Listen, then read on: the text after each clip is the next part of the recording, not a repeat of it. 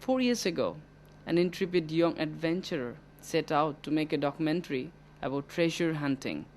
What he came back with was a story that would see him win the Best Documentary at the Hollywood Mini-DV Awards.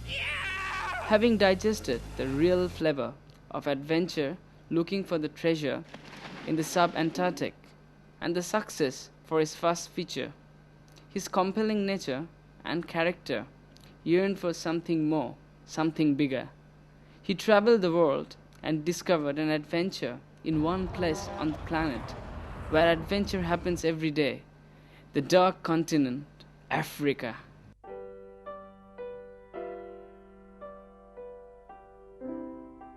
Sam Richards didn't really think he was a filmmaker until his documentary won first prize at the Mini-DV Festival in Hollywood last week. A young Aucklander's directing debut has won a Best Documentary award at a Los Angeles festival dedicated to the art of digital filmmaking. It had all the makings of a disaster. A documentary maker who'd never made a documentary, and a group of mates who were hunting sunken treasure in the freezing sub-Antarctic waters of the Auckland Islands. What made you think you could pull this off? So I didn't think that I could do it. But you did it anyway. We did it anyway, yeah. This is the film he shot and edited himself. There's a way twisted and narrow. It's about a search for the General Grant, an infamous 19th century shipwreck off the Auckland Islands, deep in the Southern Ocean. The blurb I put with the film is first time treasure hunters head off into the sub-Antarctic, first time documentary makers follow them on the quest, without a budget, without a clue. If I went there again with those guys, it would be entirely different. I would know what I was doing. I would have a much better idea. I wouldn't make all those mistakes again. I'd make all new ones, you know, so, yeah. Jalale Gidada. It was a girl that I was in love with. She was Ethiopian. She was a dark continent for me.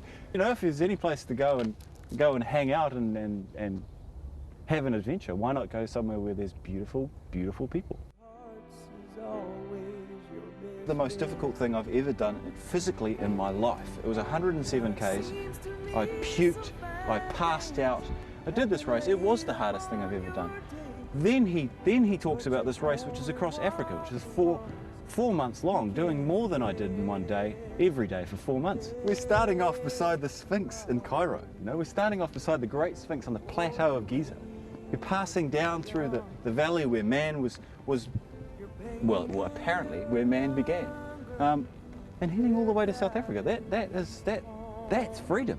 I don't see how I can tell this story without it being funny, because I just find the whole thing ridiculous. I find the whole thing hilarious, and even the fact that I'm joining in the race, because the race just makes it that much more ridiculous. That to me is nuts, and that to me is where the juice really lies.